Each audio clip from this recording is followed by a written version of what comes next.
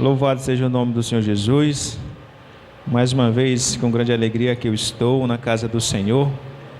E é muito gratificante poder partilhar da palavra do Senhor a mim e a você.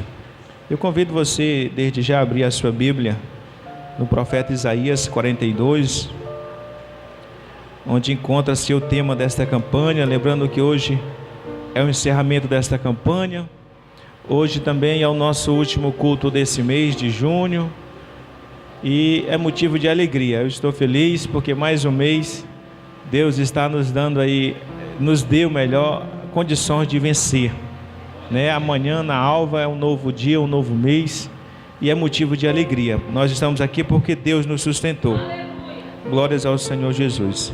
Profeta Isaías 42, nós vamos fazer a leitura do versículo de número 5. Apenas o versículo de número 5. Eu vou ler em seguida, a igreja vai repetir após mim. Inicialmente eu vou ler. Assim diz Deus, o Senhor que criou os céus e os estendeu, e formou a terra e a tudo quanto produz, que dá a respiração ao povo que nela está, e o espírito aos que andam nela. Glória a Deus. Amém? Vamos repetir após mim, em nome do Senhor Jesus. Assim diz Deus,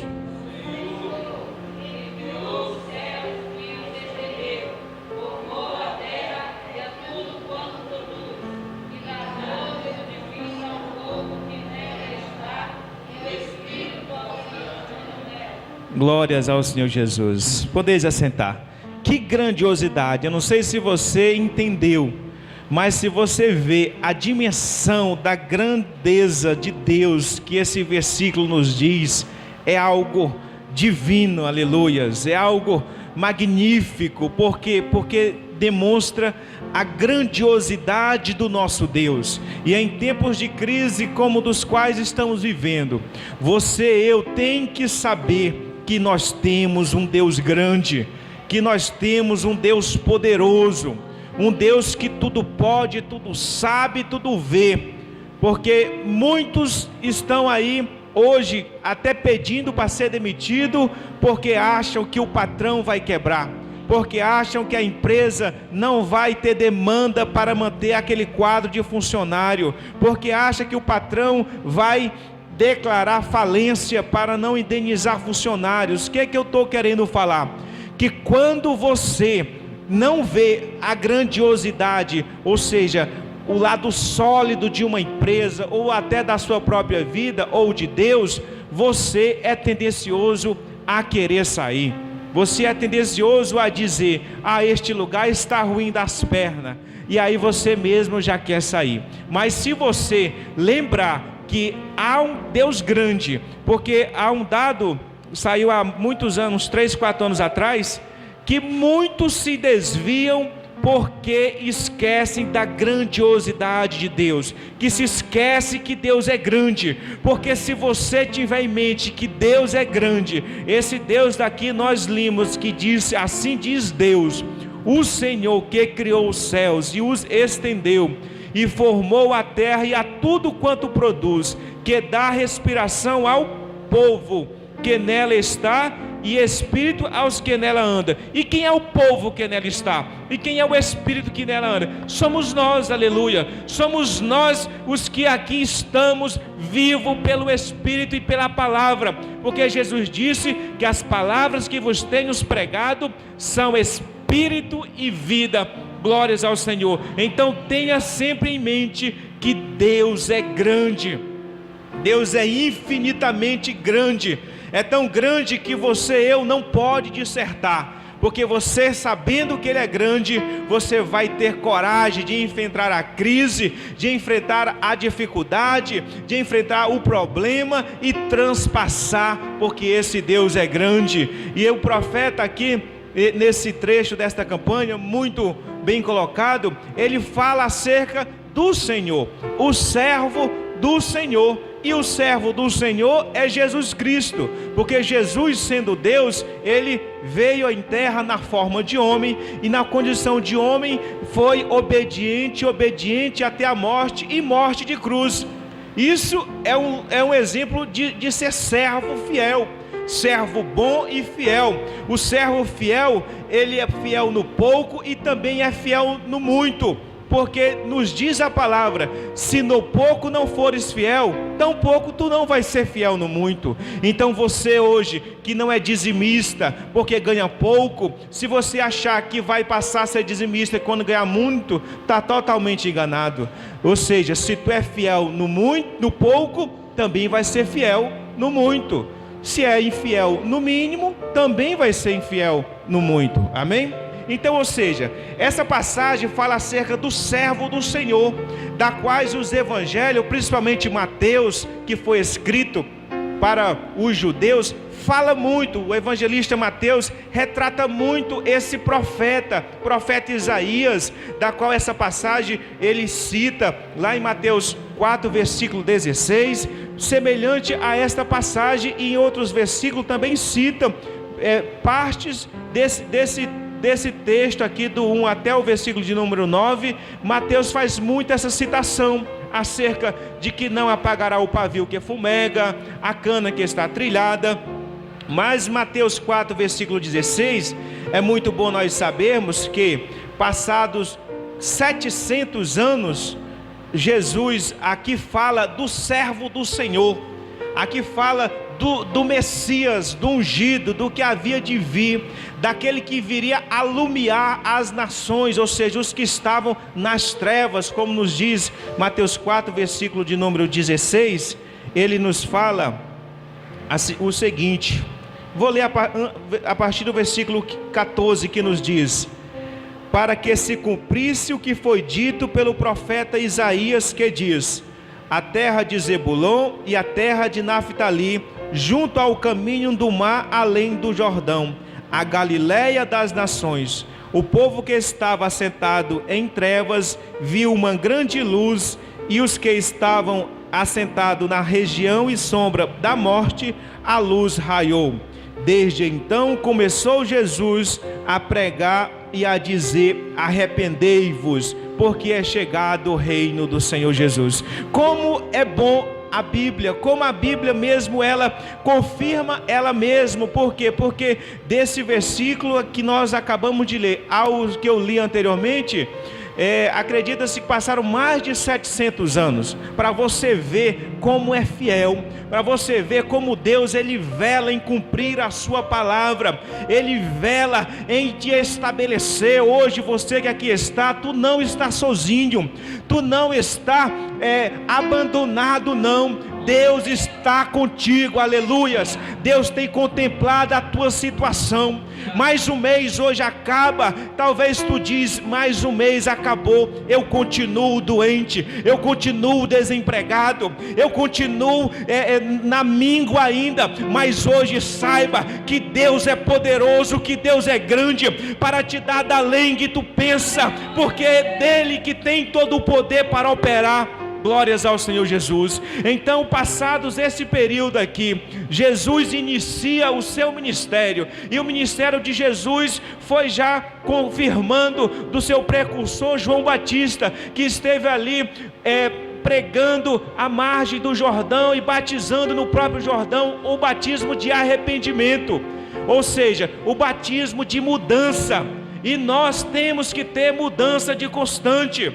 Nós temos que estarmos sendo aprimorados a todo momento. Por quê? Porque o caminho do justo, eu gosto muito desse versículo, acho que Provérbios 4, 18, a vereda do justo é como a aurora, ou seja, que vai alumiando, clareando, aumentando até ser dia perfeito. Então nós temos que estarmos melhorando. Se hoje, passados a primeira metade do ano, o primeiro semestre, podemos declarar já finalizado, tu avalia-te e considera-te talvez inferior do que começou esse ano, é porque tu não tem dado a devida atenção, tu não tem remido o tempo, tu não tem dado o devido valor aos cultos, o devido valor a palavra de Deus, o devido valor à grandiosidade e à misericórdia de Deus. Então, porque se assim você fizer, o Espírito Santo é quem vai trabalhando na tua vida e vai nos aperfeiçoando. É Ele que vai nos conduzindo os nossos passos, firmando e nos ajustando a cada dia, porque Ele é poderoso e é essa obra que Ele faz na nossa vida. Então, desde já, dê atenção ao Senhor, porque Ele vai mudar. Dê a devida reverência à palavra, que Ele vai ajustar. Iniciamos aqui o ano com pessoas que eram amigados e que hoje estão casados. Mas talvez você diga: eu também comecei e ainda continuo amigado, porque tu quis. Porque os que se dispuseram a se consertar, já faz quase uma semana que tivemos aqui 2 casais, e muito breve estaremos mais. Então basta um querer, um propósito, porque aí Deus, Ele entra e Ele trabalha. Mas voltando aqui, lá o profeta Isaías de novo, falando aqui no versículo de número 6, que é o tema desta campanha, da onde ele nos diz, ele chama pelo nome: eu te chamei em justiça e te tomarei pela mão. Ou seja, quando você, irmão, eu entregamos a Deus, Jesus, Ele nos sustenta. Uma vez eu vi um testemunho, não esqueci mais, de um desviado que desviou e voltou, e até um dia ele disse que estava 9 anos sem desviar. Ele disse: olha, eu desviava porque eu segurava na mão de Deus, mas agora não, eu deixei Deus segurar na minha mão. Então, aleluia. Então Deus te toma pela mão. Se tu levanta a mão, deixa Deus te sustentar, vai vir um abalo, vai vir a dificuldade, mas tu vai estar firme, porque tu estás fundamentado na rocha que é Jesus Cristo. Então Ele nos diz que Ele toma pela mão e nos guarda, nos protege, e darei conserto o povo e luz para os gentios. Então, ou seja, Jesus nos faz luz, nos resplandece. Aí tem um propósito: para quê? Para abrir os olhos dos cegos, para tirar da prisão os presos e do cárcere os que jazem em treva. Eu sou o Senhor, este é o meu nome, a minha glória não darei a outrem, nem o meu louvor a darei também, nem as imagens de escultura. Então a exclusividade de adoração é Deus, a exclusividade do louvor também é ao Senhor Jesus. É a Ele que é digno, é o servo fiel, é o servo que teve trazendo a luz, e sendo luz nos tirou das trevas. Porque nos diz a palavra, Romanos 5, versículo 8, é um versículo que nós temos que saber em mente, temos que saber, por quê? Porque é onde demonstra o amor de Deus, o amor de Deus para conosco, de uma tal forma, porque hoje você pode dizer que ama o Senhor, porque você é bom, porque você faz isso ou aquilo. Não, foi Deus quem nos amou primeiro, que nos diz, Romanos capítulo 5, versículo 8, nos diz que Deus prova o seu amor para conosco em Cristo, em que Cristo morreu por nós, sendo nós ainda pecadores. Ou seja, aos que estavam assentados na região e sombra da morte, a luz raiou. E nos diz a palavra no início do Evangelho de João, que a luz veio ao mundo e as trevas não resistiram ao mundo. Também a palavra nos diz que quem comete as obras das trevas, ou seja, ele não vem para a luz, para que as suas obras não sejam manifestas na luz. Mas nós não, nós temos que andar na luz, como na luz Ele está, porque se assim andarmos, temos comunhão um com os outros, e o sangue do Senhor Jesus Cristo nos purifica de todo o pecado. Está lá na epístola do apóstolo João, capítulo 1, versículo 8. Então, ou seja, nós fomos chamados para andar na luz. Jesus nos chamou para o arrependimento, para uma mudança, e a partir dali nós não devemos mais andar de qualquer maneira, nós devemos andar segundo o que Ele orienta, segundo o que Ele deixou, porque Ele nos diz que um cego não pode guiar outro cego. Lucas 6,39 nos fala acerca desse texto, onde Ele nos diz, eu vou ler para dar mais base. 6,39 nos diz: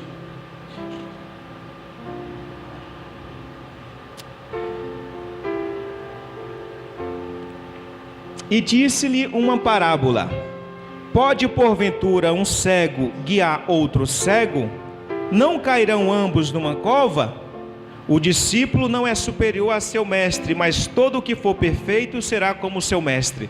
Ou seja, você tem que ter luz para poder conduzir, você tem que ter luz para poder orientar, porque se não tem luz, está nas trevas, está cego. É a mesma coisa de estar cego. Se apagarmos aqui a luz, vai ficar escuro. Mesmo nós tendo visão, nós não vamos contemplar. Por quê? Porque acabou a luz. Então Jesus iniciou o seu ministério chamando ao arrependimento, dizendo que é chegado a vós o reino de Deus. Arrependei-vos, conforme João Batista pregou. E Jesus iniciou ali o seu ministério, e ali ele começa e se depara com os discípulos, chama Pedro para ser seu discípulo, ele forma os 12 e vai cumprindo o seu propósito como luz do mundo, como luz que alumia, como aquele que diz que quem anda nele não tropeça, porque sabe onde ele está, porque ele é a luz.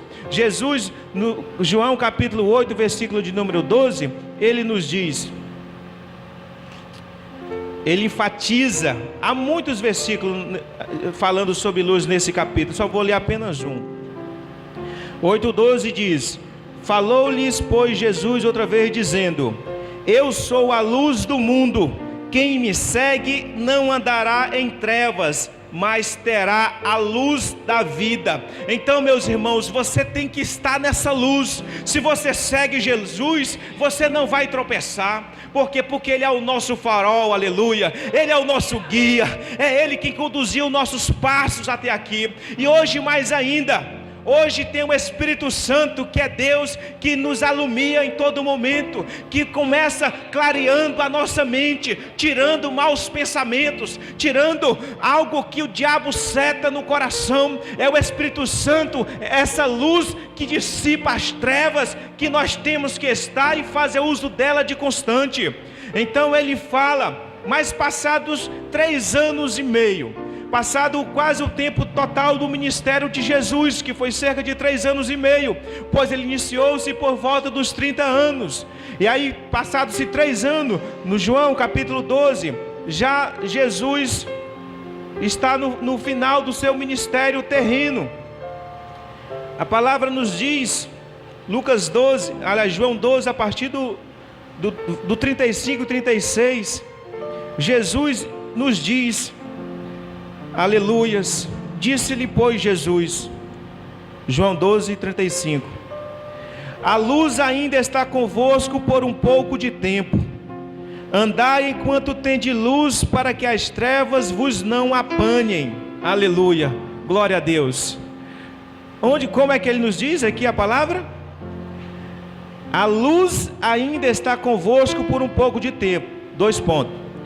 Andai enquanto tendes luz, para que as trevas vos não apanhem. Na minha versão diz assim: meus irmãos, as trevas estão seguindo logo atrás da luz. As trevas vêm ali a ponto de apanhar.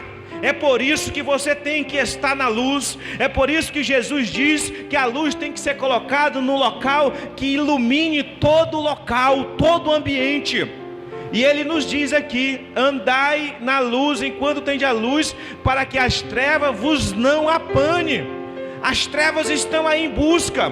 As trevas não ficam satisfeitas quando o pecador sai da negritude ali das trevas e vem para a luz. Não, ela quer trazer de volta, ela quer cegar o entendimento, como nos diz o profeta, que cegou-lhe os olhos, fechou-lhe os ouvidos, para que não vesse com os olhos e compreendesse com o coração, e sarassem e fossem curados e fossem salvos. Ou seja, o Deus desse século, ele procura cegar, ele procura, hoje você, eu que está na luz, as trevas procuram nos apanhar, vê aquelas nuvens, vê aquela vontade, os desejos, as concupiscências carnais, de que tu volte para as trevas. Mas lá em oculto, ninguém vai saber. Ou seja, vigiai. É por isso que Jesus disse: vigiai e orai, porque não sabeis a que hora o Filho do Homem há de vir. Ele nos manda perseverar até o fim. Marcos 13:13 diz: aquele que perseverar até o fim, esse será salvo. Mateus 24:13 também fala a mesma coisa. É uma vida de perseverança, é uma vida de luz, é uma vida de comunhão, é uma vida de cada vez mais transparência. Porque Jesus foi muito transparente, pois muitas das vezes indagado pelos religiosos da época, os saduceus, fariseus, ele mesmo dizia: quem dentre vós me acusa de pecado? Porque ele não tinha pecado, ele não pecou de forma alguma. Então ele nos diz a andarmos na luz enquanto tendes luz. Hoje nós temos a luz, que é o Espírito Santo. Mas o Espírito Santo também um dia ele vai voltar para o céu. Enquanto as trevas vos não apanhem, pois quem anda nas trevas não sabe para onde vai. É uma verdade. Você vendar os olhos, tu não sabe, dá 3 rodadinhas ali, não sabe mais para que lado é.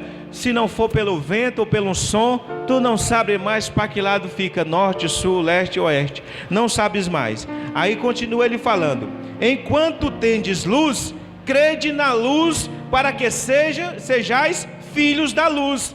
Essas coisas disse Jesus, e retirando-se, escondeu-se deles. Estas palavras aqui do Senhor Jesus já estavam, meus irmãos, na parte final do seu ministério. Ele já, poderíamos falar que ele já tinha entrado triunfalmente em Jerusalém.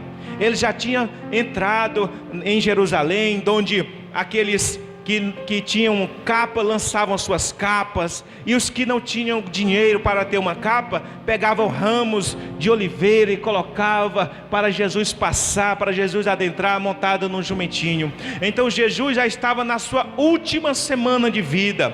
Então por isso que ele fala: tende luz enquanto a luz está convosco, porque ele sabia do que iria acontecer com ele. Ainda que tivesse feito tantos sinais Jesus diante deles, não creram. Não creram para quê? Para que se cumprisse a palavra que o profeta Isaías que diz: Senhor, quem creu na nossa pregação, e a quem foi revelado o braço do Senhor. Versículo 37. Mais uma vez aqui fazendo menção do profeta Isaías, esse profeta messiânico que muito falou acerca do Senhor Jesus. E eu vou prosseguir para o versículo de número 46, onde nos diz Jesus: eu sou a luz que vim ao mundo, para que todo aquele que crê em mim não pereça nas trevas. Glórias ao Senhor Jesus. As trevas, meus irmãos, é destruição. As trevas é perecer. Porque está aqui: para que não pereçam nas trevas. As trevas, jovem, é destruição. O oculto, você acha, o papai não vê, a mamãe não vê, ou nós também adultos, o pastor não está aqui, a esposa, o esposo não está. Mas as trevas é destruição. As trevas só causam danos. As trevas é do diabo, e o diabo não veio senão para matar, roubar e destruir, porque ele é homicida desde o princípio, é mentiroso e pai da mentira. Por outro lado, Jesus veio para trazer vida, e vida com abundância, nos diz a palavra. Então, ou seja, nós temos que estar na luz, porque Jesus é a luz do mundo, e Ele veio para que não viéssemos perecer nas trevas. É por isso que você vê muitos jovens, muitos até bem financeiramente, que curtem, têm bens materiais, mas são desgraçados, cegos, miseráveis e nus. Por quê? Porque não tem a luz, porque dormem, tem pesadelos. Muitos têm que tomar remédios para dormir, muitos têm que ficar se drogando para que não venha cair em si. Por quê? Porque na luz não há treva, na luz não há pecado, na luz não há imundícia, na luz não há nada que possa causar dano, mas na luz só há bênção, aleluia. Na luz só há alegria, na luz só há ânimo, na luz sua força, e é isso que Jesus tem para nós nesta noite. Eu creio que cada um que aqui chegou já está renovado pelo poder do Espírito Santo, porque Jesus é quem nos dá força. É por isso que Ele nos diz: tem de bom ânimo, eu venci o mundo, aleluia. É por isso que nós temos que saber que Deus é grande, e se você sabe que Ele é grande, não é um problema minúsculo, não é um problema mínimo que vai fazer tu sair da luz. Glórias ao Senhor Jesus. E aí então Jesus continua dizendo, versículo 46, 7, ele diz: e se alguém ouvir as minhas palavras e não as crer, aleluias. Olha o que Jesus diz: e se alguém ouvir as minhas palavras e as não crer, eu não julgo. Eu não julgo por quê? Porque eu não vim para julgar o mundo, mas para salvar o mundo, aleluia. Como Jesus é fiel no propósito dele, como Jesus não se cansava de dizer que veio para salvar. Ele dizia: eu vim buscar os doentes, os pecadores, eu vim buscar aqueles que estavam nas trevas. Aí ele tinha prazer, acredito, de dizer que veio para salvar o mundo, aleluia. Que Deus é esse? É o Deus que nos ama, meus irmãos. É esse Deus que você tem que ser fiel, é esse Deus que você tem que ter o prazer. Porque Ele provou o seu amor para conosco quando nós ainda estávamos no pecado, estávamos no mar das trevas. Aí ele continua: eu não julgo, porque Ele não veio julgar o mundo, mas para salvar o mundo. Aí ele diz: quem me rejeitar a mim e não crer e não receber as minhas palavras, já tem quem o julgue. A palavra que tenho pregado, essa o há de julgar no último dia. Porque eu não tenho falado de mim mesmo, mas o Pai que me enviou, Ele me deu mandamentos sobre o que hei de dizer e sobre o que hei de falar. E sei que o seu mandamento é a vida eterna. Portanto, o que eu falo como o Pai me tem dito. Glórias ao Senhor Jesus. Olha Jesus falando. Ou seja, quem não receber a palavra, ele já diz: olha, é a palavra mesmo que vai julgar. Jesus também fala quando estão ali com os fariseus, dizendo: nosso pai é Moisés. Ele diz: se fosseis filho de Moisés, crereis em mim. Aí naquele dia, não vai ser eu quem vai levantar para acusar vocês, não. Vai ser Moisés em quem vós tendes crido. Ou seja, vai se levantar e dizer: ele não crê no Jesus. Então, meus irmãos, mediante esta palavra, esse propósito de Jesus, que nós aqui hoje vimos de um período de 700 anos até o ministério de Jesus, que Jesus veio salvar, que Jesus nesta noite possa cada vez mais alumiar a tua mente, alumiar os teus passos, aonde tu pisa. Nós estamos encerrando esta campanha. Deus sabe o propósito que tu teve para com esta campanha. Eu creio aqui que poucos cumpriram as 7 quintas-feiras, mas que vinha ser de ensino para a próxima, que se Jesus não voltar, nós vamos continuar. Você vinha ter mais firmeza no propósito, você vinha ter mais determinação, convicção de dizer naquilo que quer. Por quê? Porque hoje nós temos o Espírito Santo, nós temos a luz que é Deus, e que Deus tem prazer em nos ajudar, meus irmãos. Deus não faz nada para nos lançar em rosto, não. Ele faz por amor. Ele tem prazer em atender aquele que clama, ao que suplica, ao que diz ajuda-me, ao que diz auxilia-me, ao que diz socorre-me, ao que diz cura-me.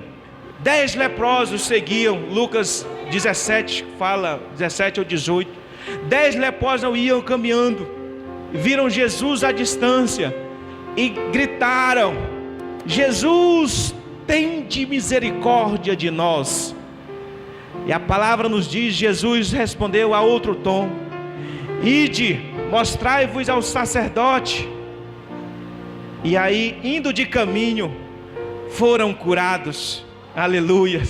E 2, vendo que foram curados, voltaram para agradecer Jesus. Então, meus irmãos, Jesus tem prazer em nos ajudar. Quando dissemos como esses leprosos: tende misericórdia de nós. É igualmente o grito do cego Bartimeu, né? Jesus, filho de Davi, tende misericórdia de mim.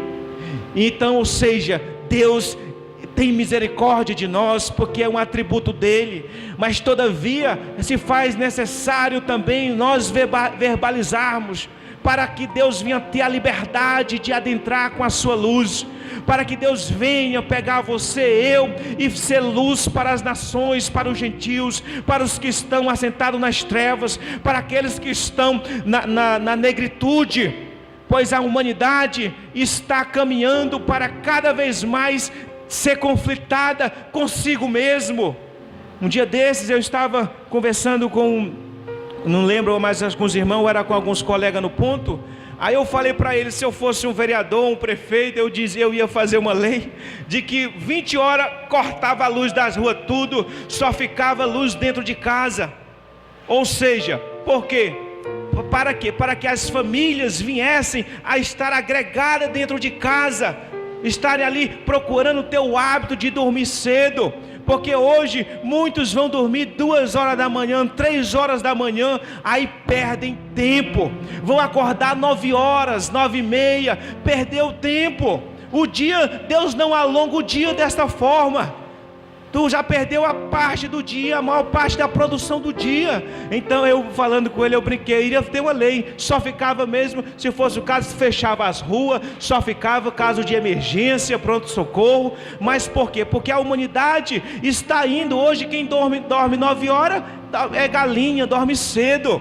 Mas não, meus irmãos, nós fomos feitos para andarmos na luz. Jesus disse: quem anda de dia não tropeça, porque sabe onde pisa, mas quem anda de noite tropeça. O dia tem 12 horas, a noite também tem 12 horas.